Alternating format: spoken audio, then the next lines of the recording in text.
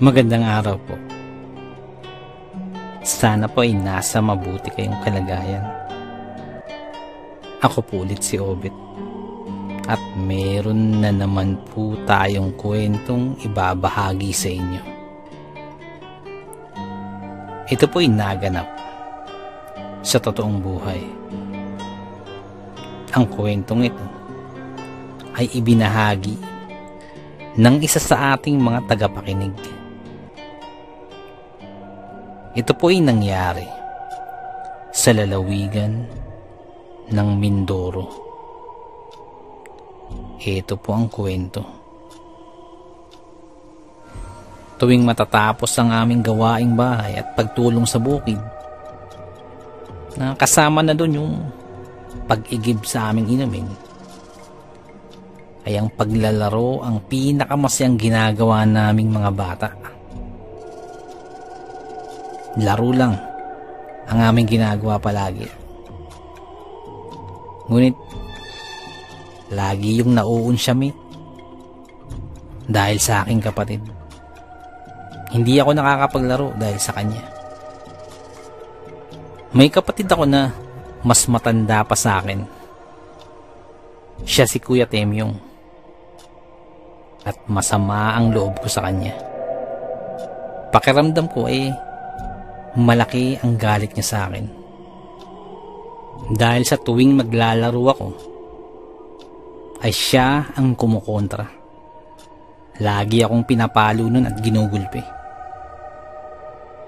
Hindi naman ako makalaban dahil higit na mas malaki siya kaysa sa akin. Kaya madalas ay iniiwasan ko siya at hindi ko siya gaanong kinakausap. Masama ang loob ko sa kanya. Kaya kahit pinapagalitan ako ng kapatid ko na yun, kapag natapos ko na ang mga dapat gawin at maghahapon na, ay magkakayayaan kami niya na maglaro ng mga kapitbahay namin. Nakapwa ko din mga bata. Madalas ay habulan.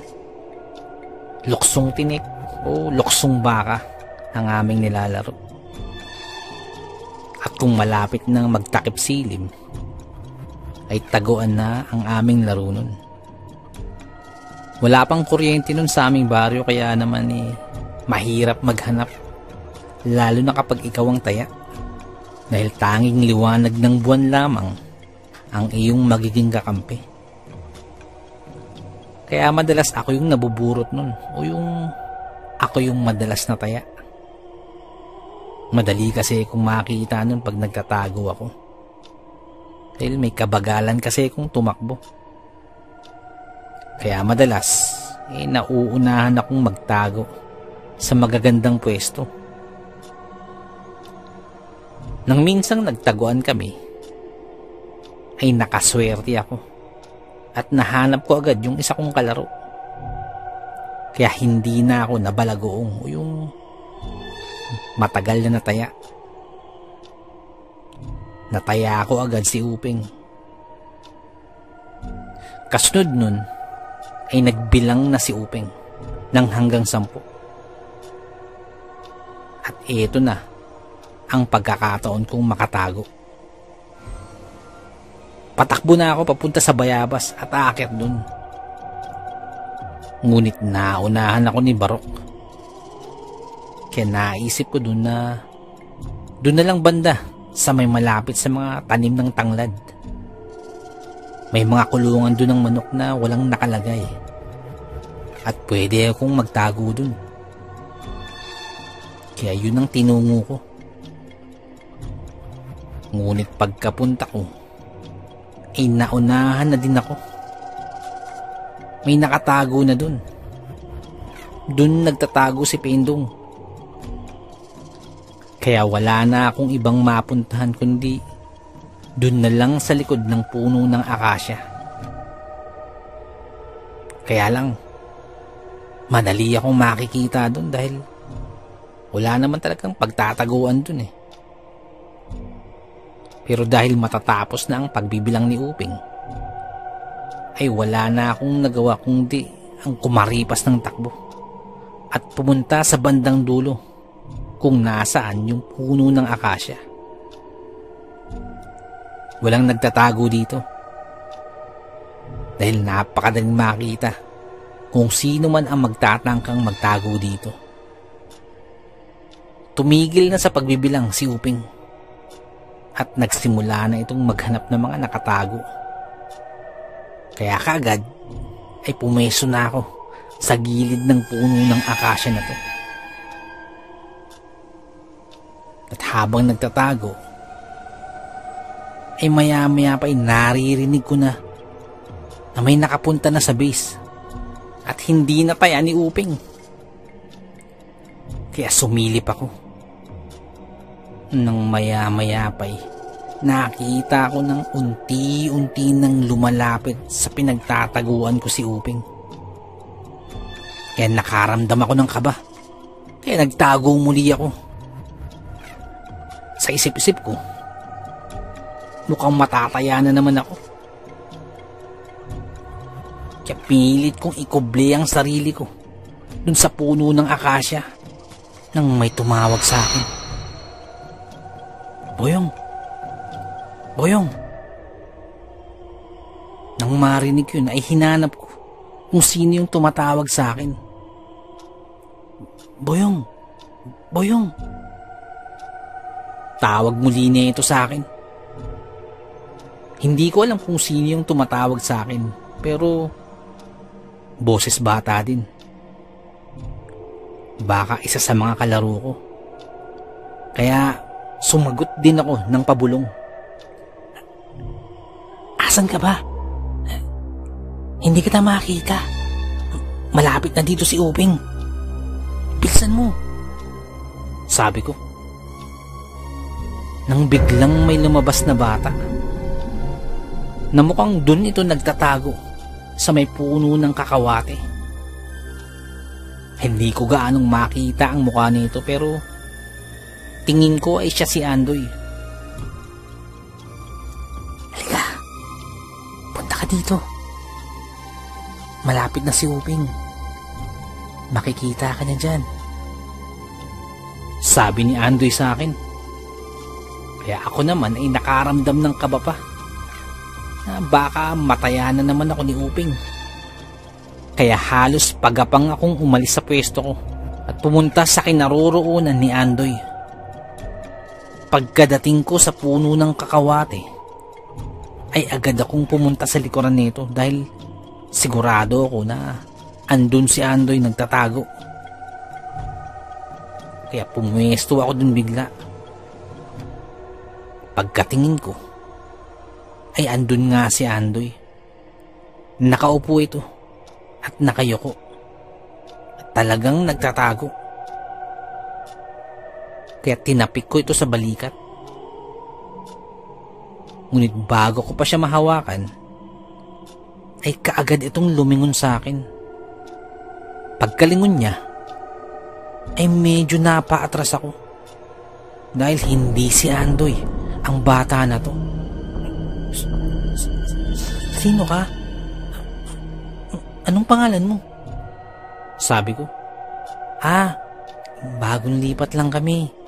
Ngayon mo lang ako nakita. Sagot naman nito.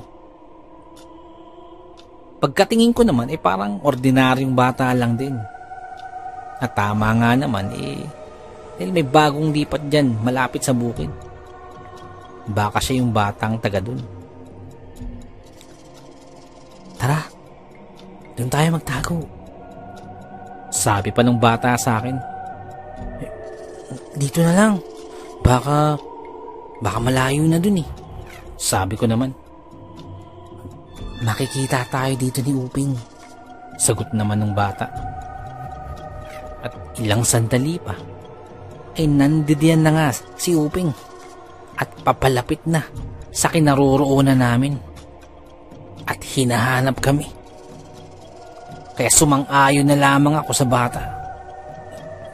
Tara, saan tayo magtatago? Pabulong kong sagot. Kaya dahan-dahan ay tumayo yung bata. Saka ako tinawag at inaya niya ako. Pinangunahan niya kung saan kami pupunta. Lumusot kami sa mga talahiban, dahilan upang lalo kaming makapagtago mula kay Uping. Maya-maya pa ay naglalakad na kami sa gitna ng damuhan. Nang biglang naging parang isang hardin ang nilalakaran namin, na kanina lang ay mga talahib yung nasa paligid namin. Ngayon ay napalitan na ito ng mga naggagandahang mga bulaklak. Mga iba't ibang kulay ng mga bulaklak na pawang mga rosas at iba pang mga klaseng bulaklak na napakasarap sa paningin. At ang paligid naman ay may mga naglalakihang puno at mayayabong ang mga dahon nito. At ang iba pang mga puno ay may mga bunga na parang mga kahel, ngunit malalaki ito. Ay, ang ganda dito. Ang ganda. May mga bunga pa yung puno. Kuha tayo. Sabi ko pa. O sige. Kuha tayo niyan, pero mamaya na. Doon muna tayo pumunta sa harapan ng bahay namin, sabi nung bata. Kaya habang naglalakad ay kanina ko pa tinatanong yung bata. Ngunit hindi na ito sinasabi ang kanyang pangalan. Pero binaliwala ko na lamang ito dahil tuwang-tuwa ako sa aking mga nakikita. Napakaganda ng lugar. Ang aliwalas. Ang ganda. Nasa gitna kami ng napakagandang hardin. Parang ang sarap magpagulong-gulong sa damong maliliit na aming nilalakaran. Ang sarap sa pakiramdam dito. Nang maya-maya pa ay tumambad sa aking harapan ang malapalasyong gusali. Ang laki nito at may mga palumuti ito na mga iba't ibang uri ng ilaw. Iba't iba ang tingkad ng mga ilaw.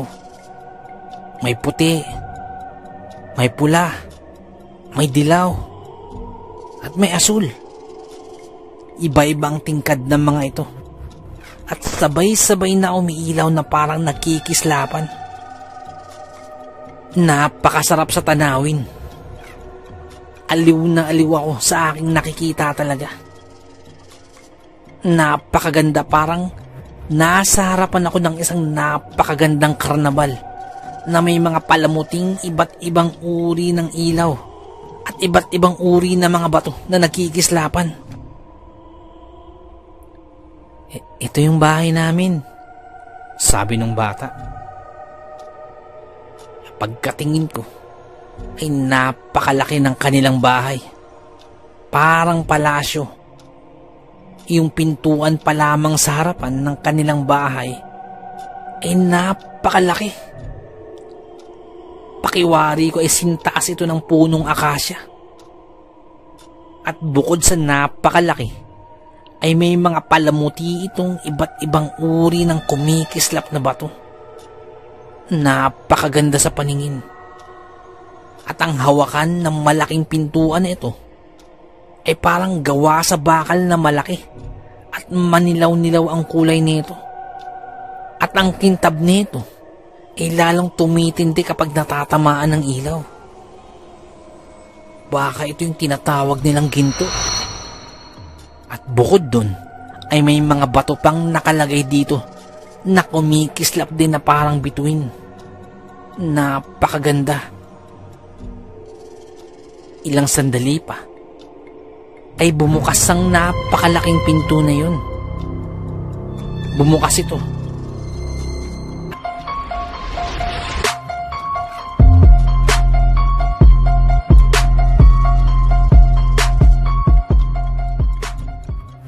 Ako sa mga taong lumabas dun dahil ang gagara ng kanilang itsura at maging ang pananamit nila ay napakagaganda.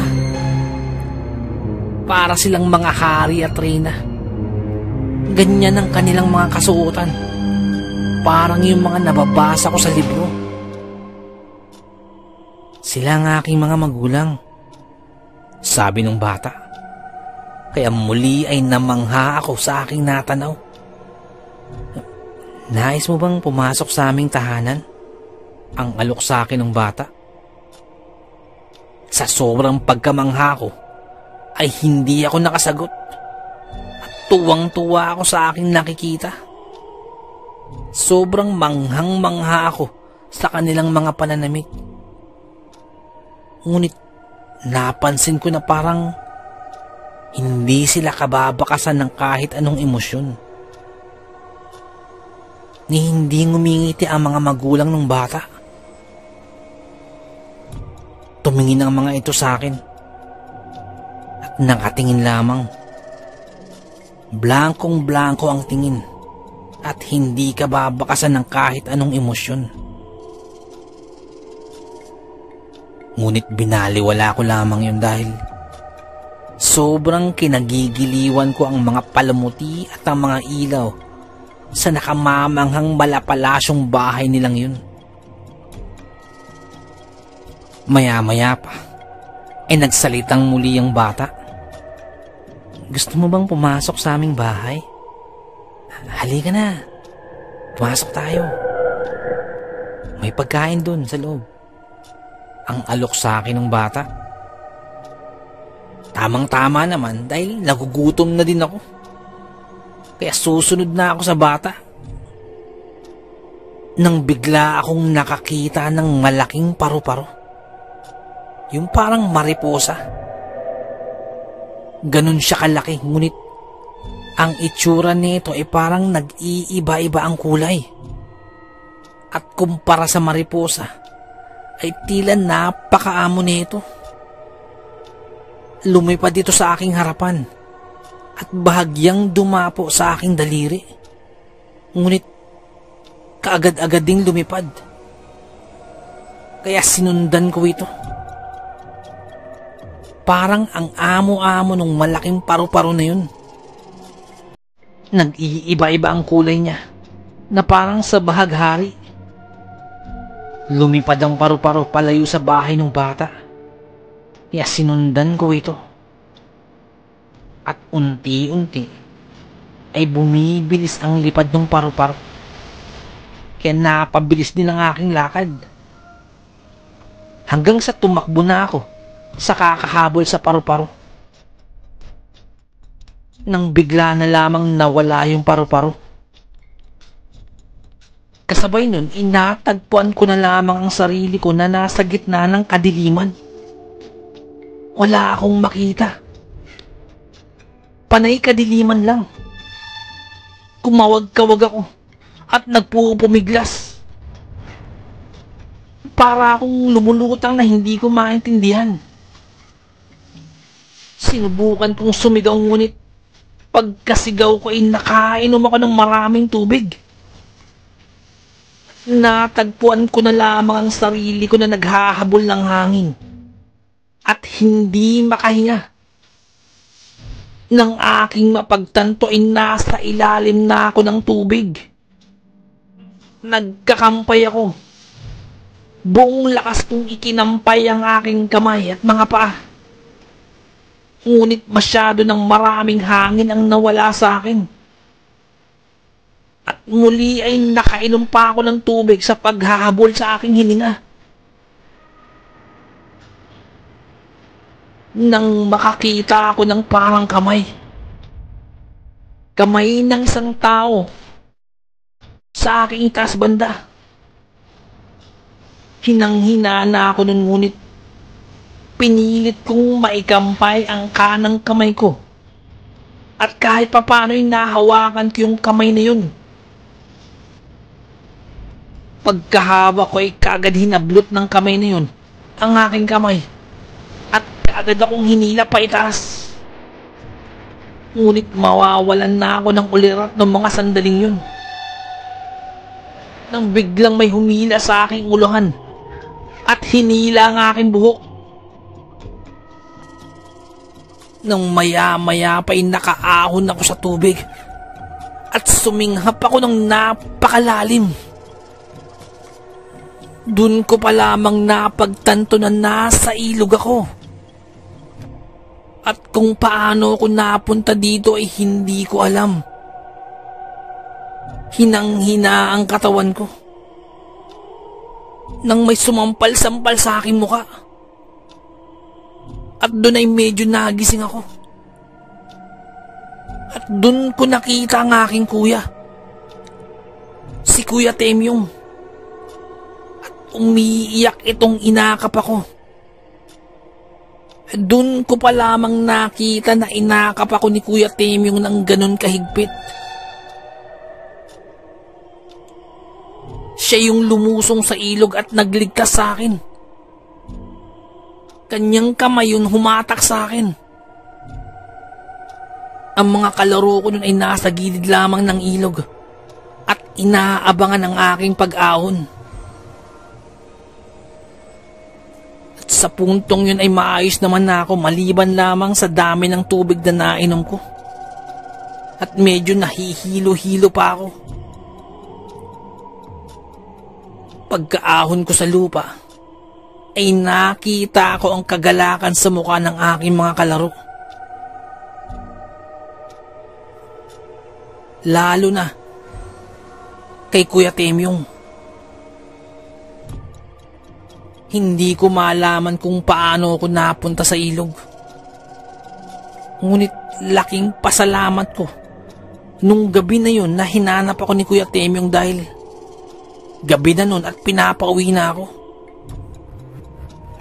Ayon sa kwento ni Kuya Temyong at ng aking mga kalaro, ay may nakakita daw sa akin na naglalakad ako patungo sa Talahiban.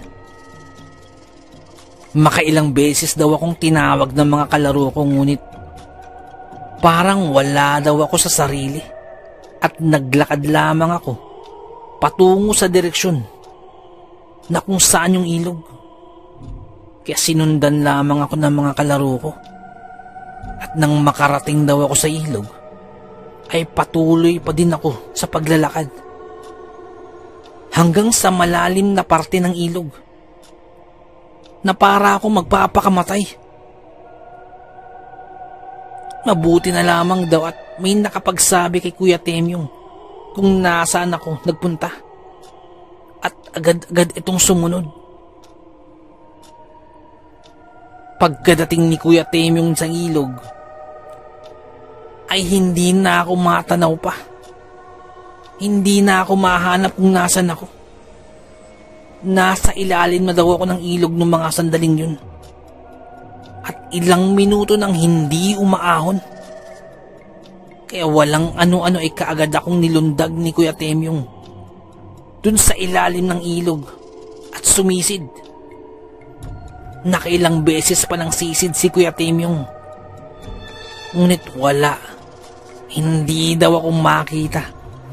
Dahil na rin sa dilim na at sa lalim ng ilog. Umiiyak na si Kuya Temyong nung mga tagpong yun dahil nangangamba itong nilamon na ako ng ilog. Nung pagkasisid niyang muli, bigla daw niyang nahawakan ang aking kamay. Parang may isang milagro. At iyon ang dahilan bakit niya ako nahatak pataas. Nang medyo nahimasmasan ako, ay ikinuwento ko naman kung anong nangyari. Na naglalaro pa lamang kami ng taguan at may nakita akong bata. At dun ko isinalaysay ang aking nakita. Na parang napunta ako sa ibang lugar. Hindi ko malaman kung anong nangyari. Hindi ko din maipaliwanag. Pero simula nung gabi niyon, ay naging leksyon yun sa akin. At dun ko napagtanto na ang kapatid ko na galit ako dati ay handang magbuwis ng buhay para sa aking kaligtasan. Kaya sumunod na araw ay humingi ako ng tawad kay Kuya Temyong.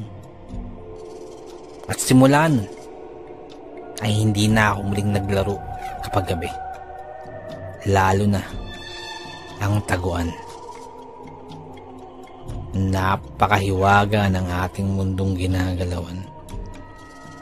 Napakaraming bagay ang mahirap ipaliwanag. Pero nagaganap. Hanggang dito na lamang po. Salamat po sa pakikinig. Magandang araw po.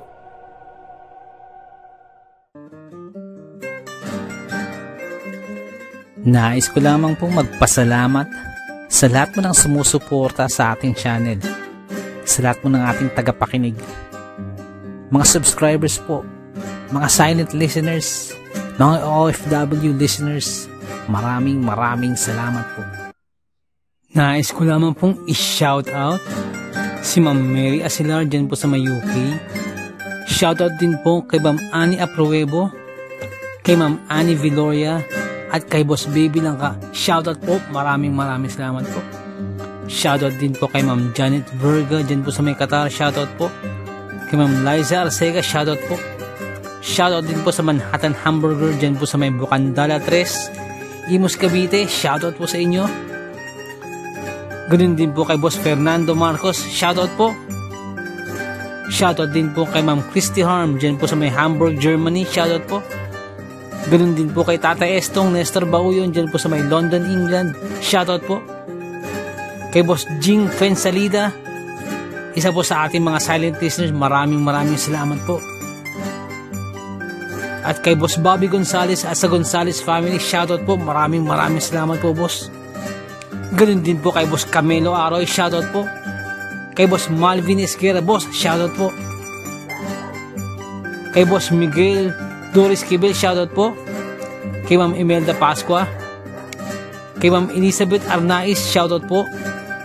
Kay Ma'am Rosie De Mesa, shoutout po. Kay Boss Haz dyan po sa may Saudi, shoutout po. Salamat din po kay Boss BK, salamat sa milk tea, shoutout sa'yo.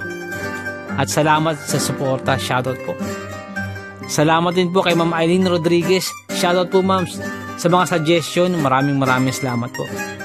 At sa mga hindi ko po nabanggit, pasensya po muna, pero sa next time po, i-shoutout po natin yan. Maraming salamat po.